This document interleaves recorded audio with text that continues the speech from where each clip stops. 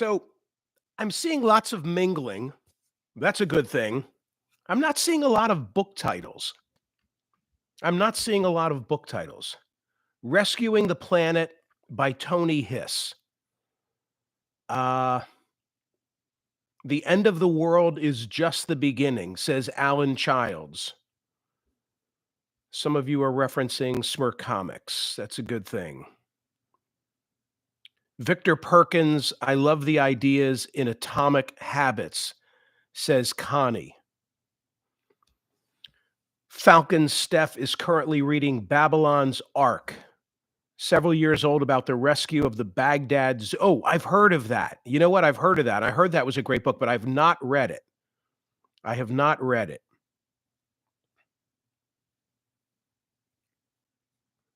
Hang on. Thomas. Sharp's Command by Bernard Cornwell. Have not heard of it. Listen, I have a unique, but it'll make sense when I explain in just a moment, and maybe you already know. But I have a sort of an offbeat poll question today on this 28th of December, where I'm asking, did you read a great book in 2024? And I certainly did. In fact, I've got a couple of them here that I want to talk about. And there is a reason, of course, why I am asking that question. But first, let me take care of some biz and thank my friends at Parx Casino. The college football playoffs up and running. Pro football playoffs not far behind. Detroit Pro Football plays this Monday night, 3.5-point fave at San Fran. Detroit's got a record of 13 wins and just 2 losses. College football playoffs resume with the quarterfinals December 31 and January 1. The semifinals January 9 and 10. How about this? I didn't know this. Maybe you did. The CFP National Championship is January 20. January 20? That's going to be a busy, busy day. Whether your team scores or not, there's always another way to win. On the Play Gun Lake online casino app and the Sportsbook app in Michigan, the BetParx app in Pennsylvania, New Jersey, and Maryland. BetParx and Play Gun Lake are the only apps that I ever use and recommend to bet sports and play all your favorite casino games for real money. Get some skin in the game. Play blackjack, craps, roulette while the action is taking place. You know, you could be multitasking. Make your downtime fun time. Check out those hot online slots based on the movies Ted or Rocky or the TV shows Breaking Bad and Peaky Blinders. Have some fun. New users, there's a bonus for you. It has to be wagered. $1,000 bonus back if you're down in the first 24 hours. That's for new users only. PlayGunLake.com or BetParx.com for details. Got to be 21 and in Michigan for the Play Gun Lake app. 21 in Pennsylvania, New Jersey, or Michigan for BetParx app. Gambling problem, call 1-800-GAMBLER. So on this Saturday, I don't look the way that I normally do on a Saturday for our conversations, right? Because normally at this moment in time, we've already concluded our YouTube conversation. And at this moment in time, suit and tie, makeup on in front of the lights, I am doing a rehearsal for my CNN program. And today for my CNN program, I intend to be on an elliptical or on my Peloton bike watching the show because I taped it 2 or 3 weeks ago. And I'm excited about it, and I'm excited for you to watch it, and I hope you'll be interested because it's the second time that I have done a book club special. And by that, I mean that I am now in the spring, in March, I celebrated my 10th anniversary at CNN about 15 years ago. And indulge me because some of you have heard the story. But about 15 years ago, I had been doing some work for CNN, legal analysis, truly hits that were just 3 minutes long. And in fact, Avery Friedman is a great lawyer in Cleveland, and he and I would often be paired opposite one another. And on different programs, we would discuss the legal issues of the day in these short hits. And I can remember I would go into Philadelphia to Modern Video, which no longer exists. Tony and Chris were my guys, and we would do the hits. And it was a big deal and very thrilling for me. And they went well, and CNN eventually came to me and they said, "We like you. We don't know what to do with you. What would you like to do?" And I think they were surprised when I said, "I envision a book club." a television program that is a book club. And at that time, my next door neighbor and still my good friend, Pat Croce, was involved in some television deals and programs, had a program of his own in syndication. I'm trying to think, what was it called? Pat Croce is Moving In, where he would come into a troubled domestic situation and try and make sense of it. So Pat and I together crafted a book club pilot, and I presented it to CNN. And CNN, to their credit, they shot it the way I envisioned it, which is often not the case. Something else that I remember is that in order for me to do the program, there needed to be live guests. Like you really needed to put the show on.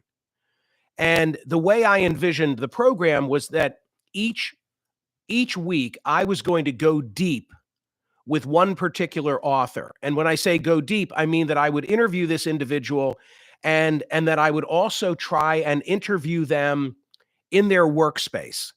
Like where do they write? So Nelson DeMille was a somewhat frequent, whenever he would write a book, radio guest. And I went to Nelson and I explained, I was doing this pilot. Here's the vision. I would love to have you as my guest, but you're going to be my guest on a program that will never air, meaning this is the pilot only. They're not going to put the pilot on TV. We hope they'll bite on the pilot and then there will be a show. And if there is, then of course I would put you on. And as a courtesy to me, Nelson DeMille came into New York City from his home on Long Island, major inconvenience, took a few hours to do it. But we sat and we did the interview. Sadly, we lost Nelson DeMille this year at age 81. Yeah. So kind of comes full circle. He was the author of 23 books, 17 New York Times bestsellers, 58 million DeMilles are in circulation.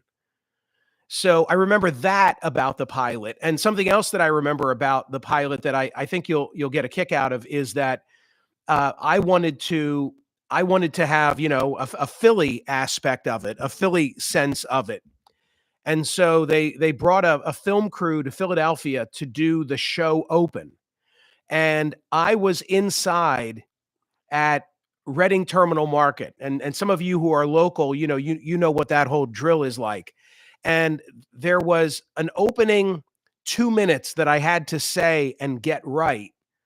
And there was no teleprompter because the camera was a handheld camera and it was supposed to be an active shot. And I was moving around.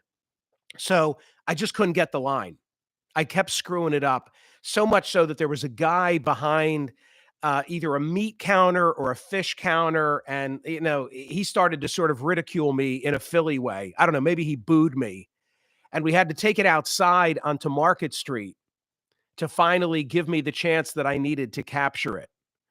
So, and by the way, on this, my YouTube channel, I know that we have posted the CNN book club pilot. And PJ, if you're watching, or Randy or Aleko or any of the boys at Creative Outfit, please help me get the book club pilot in a position of prominence so that people who are about to watch the CNN show that airs today can check out what it's based on. As you can tell, the CNN book club show never made it to air. They told me they liked it. They even told me they were going to put it on air. And then the executive who was in charge of development of the pilot, his name, Joel Cheatwood, got hired by Fox, left CNN, and I no longer had, a rabbi. I no longer had somebody who was going to quarterback the deal for me.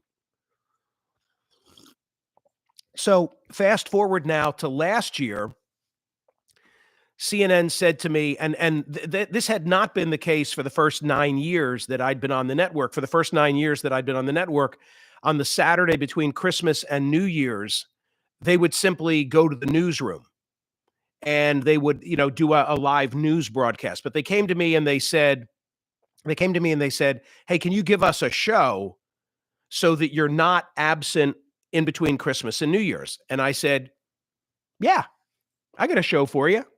It's going to be Book Club with Michael Smerconish. So last year, I brought in live, I think 4 or 5 different authors of books that I'd read that year, individuals who'd already been on the program, but now they came in for sort of an encore, and I loved it. I loved it. So they came back this year and they're like, "Hey, how about another book club?" Okay, another book club. So today on CNN, and I'm going to watch it in 50 minutes live. You're going to see me giving a very short version of what I just told you in terms of the background. And then I narrate through. I wrote all of it myself, but I narrate through a description of 11 different, I think it's 11 different authors that I had on television this year. On radio, many, many more. I mean, you know that I've got a book club podcast with 430 different episodes. Thank you, Dan, because Dan has to do the laboring work to pull it all together. So on television today, on book club, here's what you get. You get Jonathan Haidt talking about the anxious generation, his exploration of the impact of technology on kids' mental health. Hillary Clinton, Secretary Clinton, something lost, something gained. Very funny. We spoke about Joan Baez, and that's the part I made sure that they clipped and put in the special. Professor G, Scott Galloway, Malcolm Gladwell, Charlemagne the God, Bradley Tusk, Peggy Noonan, Max Boot, Annie Jacobson, my friend, Admiral James Stavridis, who, by the way, this guy is a man in full. He published not one, but 2 books this year. Valerie Borline, and I guess that's it. So those 11 different authors, and the way that the special works is that I explain the concept, and then I go through each of those interviews, and I try and present them with a common thread. And then we roll clips of each one. And then I come out of it and I introduce the next one. So I remember the day of the taping. I went to, I guess I had delivered my Sirius XM program from New York City, and then met our CNN team in a restaurant within the Hudson Yards building. It was our holiday lunch, and immediately after, I went and I did the show. Only one Bloody Mary. Then I had to go do the show. And there was a lot of reading. I'd written it. I knew what was coming, but it was this might not look it on television, but it was a lot to do. It was a lot to do. So, as Paul Harvey would say, now you know the rest of the story. Now you know the rest of the story in terms of why today's poll question, because I needed to know the poll question 3 weeks ago, 3 weeks ago, to be able to say, and here's today's poll question of the day. And the poll question is, did you read a good book this year? A little fancier wording than that. So, and I thought, okay, so this will be a nice opportunity to get together with all of you and tell you the whole story. And I also want to show you something. I'm not playing favorites, but I just happen to have here at home, arm's length away, some of the books that really impacted me this year. This one did, and he's on the show today. It's probably blurry. Oh, there you go. There you go. So this is Max Boot from the Washington Post. Very distinguished, very bright guy. You ready for this? Like, it's 600 pages. And if this copy doesn't look marked up, it's because this is not the version. I read a paperback advance version. But this is his biography on Ronald Reagan. And the thing is, I remember when Max Boot reached out for me well in advance of the publication and said, I'm publishing a biography of Ronald Reagan. And I remember my reaction was to think, what's left to say? Because it just seemed as if so much had been written about Reagan, but there really was not a definitive Reagan biography. There was a version that Reagan, Edmund Morris, did I get that right? I think I did. There was a version that was published that was anticipated to be the definitive Reagan by R, but it got kind of weird because there was a discussion with a third person in it. Anybody remember this? What I'm talking about? Um, so so Boot really did have the territory to himself. Now, let me tell you something that about 2 months ago, I was in California and I met Patty Davis. Patty has been a radio guest of mine. Is it okay, by the way, that I just take my time today and go on? And I'm not in any kind of a rush. Normally, I have a time constraint on a Saturday because I've got to get to rehearsal. Give me a thumbs up. Show me some likes. I need to see some likes. Some likes. Come on, thumbs up. PJ's going to want to see, did they like it? Did they like it? I'm only seeing like 37 likes. That's not enough. Come on. When I see some likes, I'm like a juggler here. Throw some change at me and I will continue. Okay, that's better. So I met Patty Davis for coffee. She had been on the radio program. We met in Santa Monica. And just, to get acquainted. I think she's a great writer and she's a great guest. So I had just finished Max's book. And I said to Patty Davis, what did you think? And Ronald Reagan's daughter, with Nancy Reagan, said, he nailed my dad. He nailed my dad. Now, what is the picture of Reagan that comes across in this book? That Ronald Reagan was virtually impossible for people to get to know, including those closest to him. I mentioned that Peggy Noonan is a part of the book club special today, and Peggy Noonan was a White House speechwriter for Ronald Reagan, tasked with writing his farewell address. And Peggy Noonan, according to Max Boot in this book, met with Reagan 5 times in the Oval Office just to work on that address. And I don't know the exact quote, but Peggy Noonan tells Max Boot in writing this book, even after that experience, she just never really knew him. She just never really knew him. So he was a very enigmatic, is that the word that I want to use, kind of guy? I mean, not in a bad way, but very reserved. The second thing that I remember from Max's book is that although we identify Ronald Reagan with conservatism and conservatism of the 1980s, he didn't govern in California, and frankly, in many respects, as president, as a rock-ribbed, ideologically driven conservative. He was much more of a pragmatist than the recollection of Reagan seems to hold.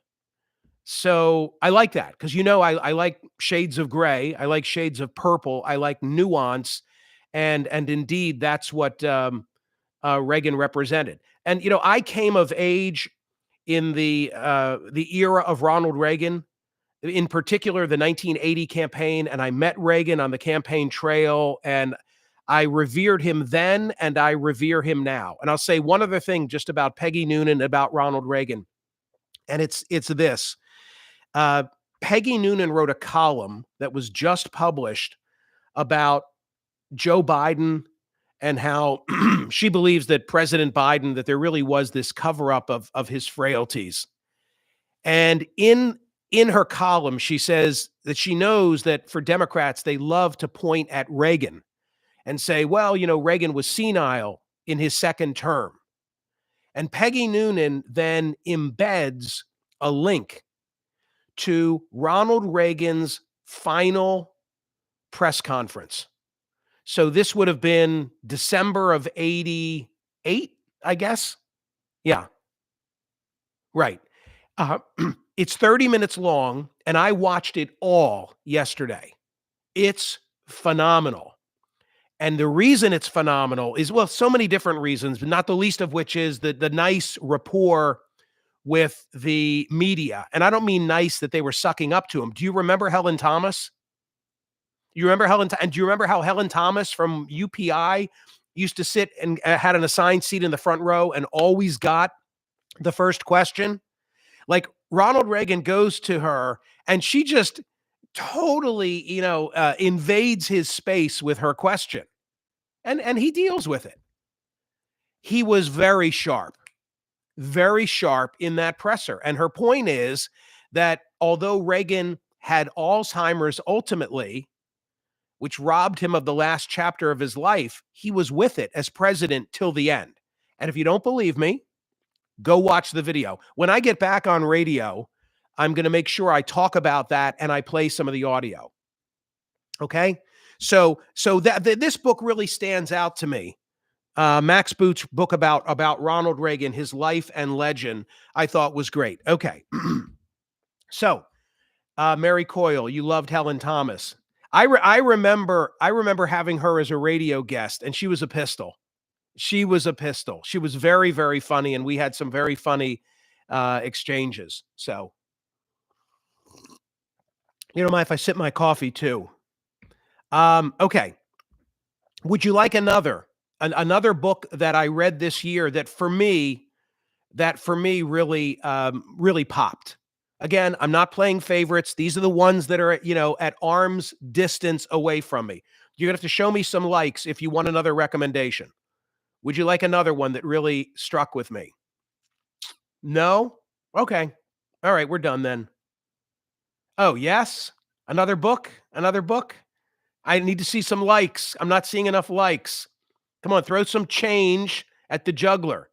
It's like I'm at Head House Square off of South Street back in the 1970s, and there was always a juggling act that was there, and I used to go there in high school and enjoy it. Okay, thank you. Come on, you know me. I'm shallow, and I have a very sensitive ego. Thank you for the encouragement. All right, so here comes another one. Michael Lewis. Oh, you know Michael Lewis. You know Michael Lewis from Moneyball, from Liar's Poker, from The Blind Side, The Big Short, et cetera, et cetera, et cetera. He's a great writer. And the reason that I like Michael Lewis is that Michael Lewis can take subjects that I know nothing about, like the world of finance, and he can explain in language that is approachable for me. And Going Infinite is the story of Sam Bankman-Fried. And I never understood Alameda. I never really understood what Sam Bankman-Fried had done. I wondered whether Sam Bankman-Fried was Bernie Madoff, in a younger, more recent version. And I was completely absorbed in Michael Lewis's book and came away questioning whether Sam Bankman-Fried had the requisite mens rea, the requisite knowledge of wrongdoing to warrant his conviction. And I came away convinced that he was given too harsh of a sentence. Too harsh of a sentence. I'm doing this from memory now, but I think it's 25 years. Everybody's been made whole in that case. He is not someone, Sam Bankman-Fried, SBF, is not a guy who set out like Madoff to create this criminal enterprise and to steal money from people. He made mistakes, probably with the knowledge that he was blending funds that he should not have. That's an overly simplistic way of me explaining it. But I thought that Sam Bankman-Fried was on the spectrum. I'm not covering. I'm just trying to explain. And that he was a guy truly trying to be an altruist and got off track when money got tight, even though on paper at a certain point he had a net worth of like $25 billion. So, yeah, I really was taken with Michael Lewis's book, and he published it in paperback this year with sort of a new epilogue, and that's when I caught up with him. He was a radio guest. I never had him on television, so he's not going to be in the CNN special today. But it's a great book and a really good insight. And from my read, it cast Sam Bankman-Fried in a more sympathetic light than I had anticipated. And maybe that was Michael Lewis's point. Maybe that was his point. I don't know. But it was a terrific read. Okay, don't worry. I'm not going to I'm not going to solicit your likes to keep going. I was just kind of having fun with you. Here's another one. So here's now number 3. Here's now number 3. Again, not playing favorites, just talking about books. I read for a living. You know, I say that, and it's true. I read for a living more than I speak for a living because I need to know what the hell I'm going to say. So this book was unbelievable. The Devil at His Elbow by Valerie Borline, all about the Alec Murdoch, or Alex Murdoch. She schooled me on how the locals in the low country of South Carolina say his name, but the Murdoch murders. Alex Murdoch, who murdered his son and his wife. And here's the thing about this book. The thing about this book is that I got turned on to the Murdoch case early by reading Valerie Borline in the Wall Street Journal. And I can remember having in radio studio, I use these, if I say Post-it note to you, you think of something like this. But do you know that they actually make Post-it notes that are poster size, and they have the adhesive on the back? They're just like these. So I like having those in studio when I need to draw out my thinking.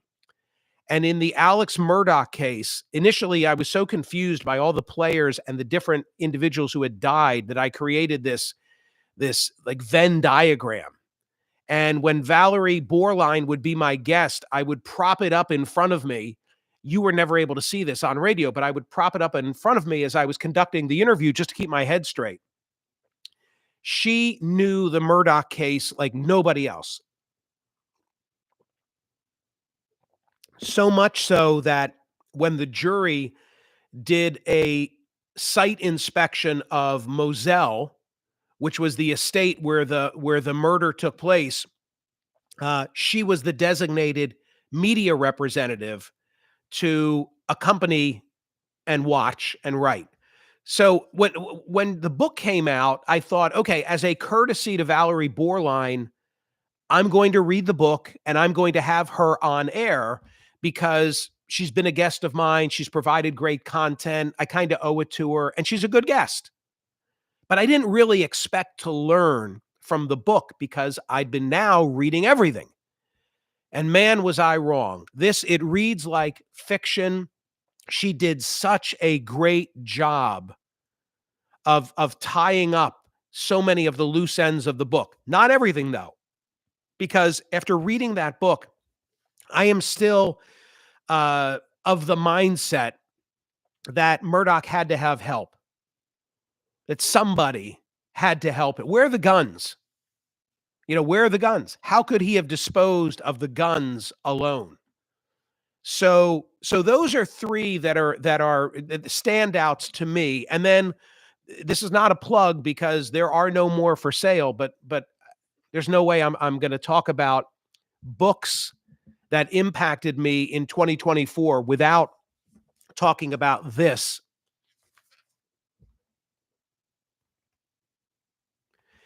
I am so proud of Smerconish 2024. The end product and the money that we raised for the most worthy of charities. And I'm grateful to all of you who purchased the book. And I'm sorry for all of those of you who didn't and regret it and wish you had one. I went back and forth yesterday with Bob Terzak, who is the CEO of Brilliant Graphics, who printed the book. He has been sharing with me, forwarding to me for the last month, comments from people who've received the book. They are incredibly grateful, appreciative, and positive. And I said, Bob, 10,244, but any negativity? He's like, none. Everybody loves it. And time and again, people say that they're blown away by the heft of the book, and the production values of it. I mean, the cartoons printed, I'm just opening up a random page. The cartoons printed beautifully.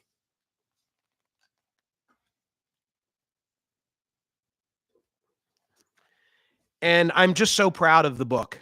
I'm just so proud of the book, and I'm so glad that we did it. And if you listen on radio, and I know you do, it was just all organic. It went from me interviewing Jack Oman because I read that this illustrator from the Sacramento Bee lost his job, and that other Pulitzer Prize winners, three on the same day, lost their gig. And I'm like, wow, I've always been a fan of editorial cartoons. I should interview Jack. And I did. And then I thought, what a great wit he is, good radio content. What a shame he lost his job. And then I'm saying to myself, well, gosh, I need exclusive content for the newsletter. I don't know if I can afford to pay him, but wouldn't it be great if I did have him? And I decided, okay, I'm going to engage him to draw one day a week. It's like, wait a minute, if I have Jack, then how about somebody else? Oh, how about Rob Rogers? Oh, how about Steve Breen? Oh, how about Scott Stantis? And voila, 4 days a week, we've got editorial cartoons that are being drawn, and people are loving them, and they're perfect in the newsletter. They were such a visual enhancement. And then along the way, the idea comes to me that they are chronicling the nuttiest election of any of our lifetime. Wouldn't this be a great book? Wouldn't this be a great coffee table book? Call up my friend Buzz Teacher. Buzz, how do I go about doing a coffee table book? And Buzz says to me, well, you can go to the publishing houses. I don't know what their appetite will be for it. That's going to take a long time. Not sure what the margin would be in it.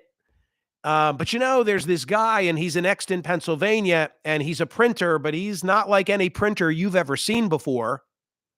You should go meet him. And then Stacy Smart, who's a friend of ours, had the same recommendation. I'm like, I better go out to Exton and see this place. And I drive up to a very nondescript looking, very attractive, but nondescript insofar as nondescript. You would have no description of what lies behind the door.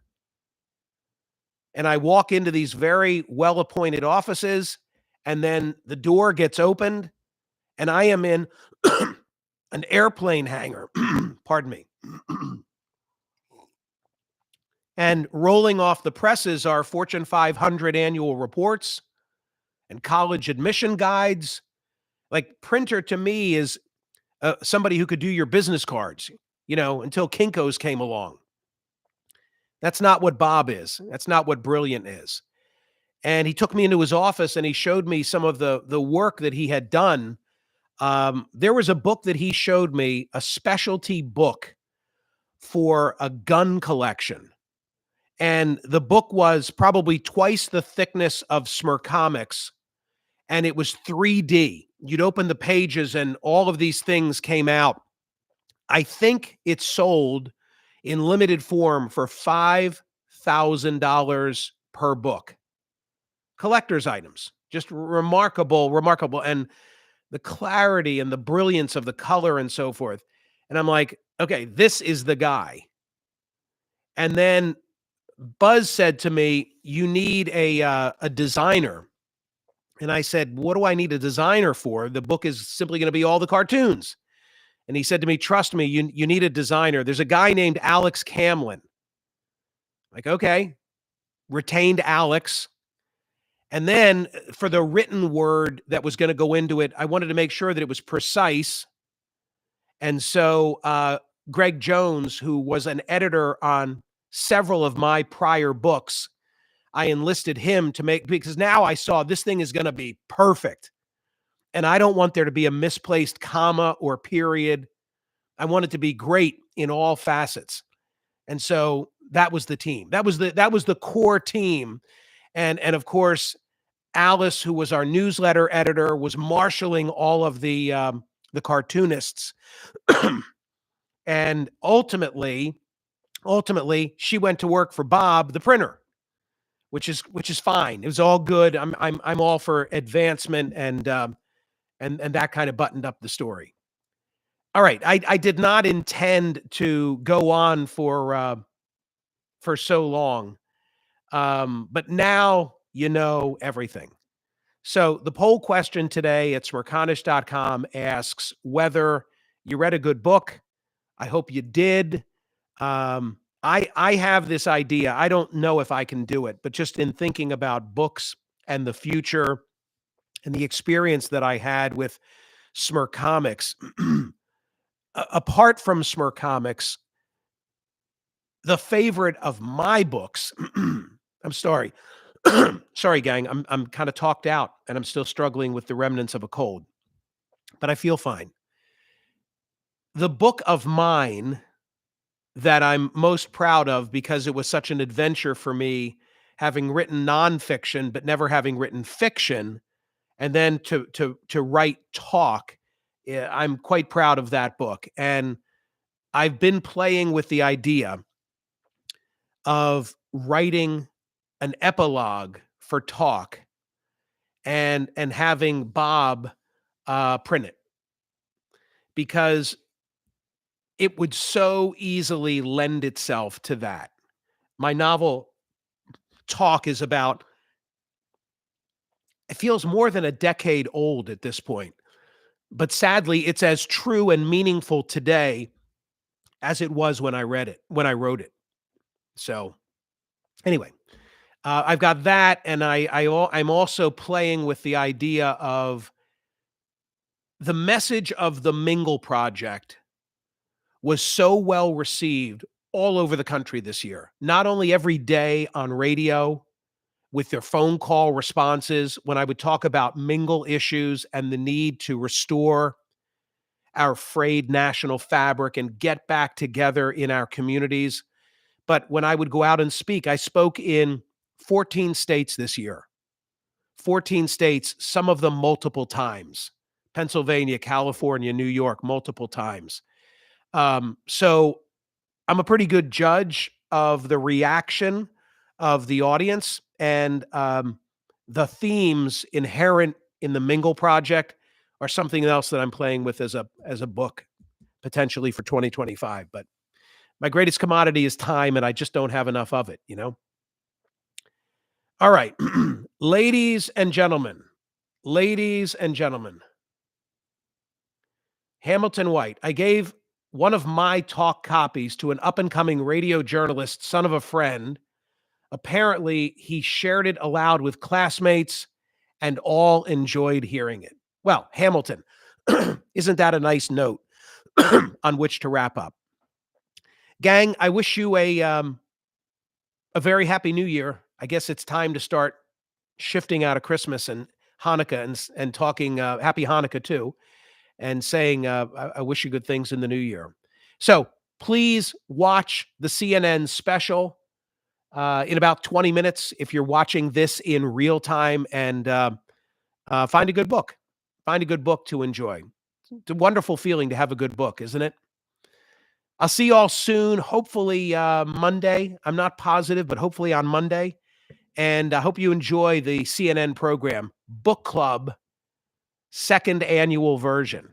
Do you think that, go watch it and then tell me whether you think it warrants its own weekly program. I still believe in the idea. And I am kind of needling CNN a little bit when they say to me, hey, we need another show from you. I'm like, yeah, I got a show for you. It's called Book Club with Michael Smerconish. See you, everybody.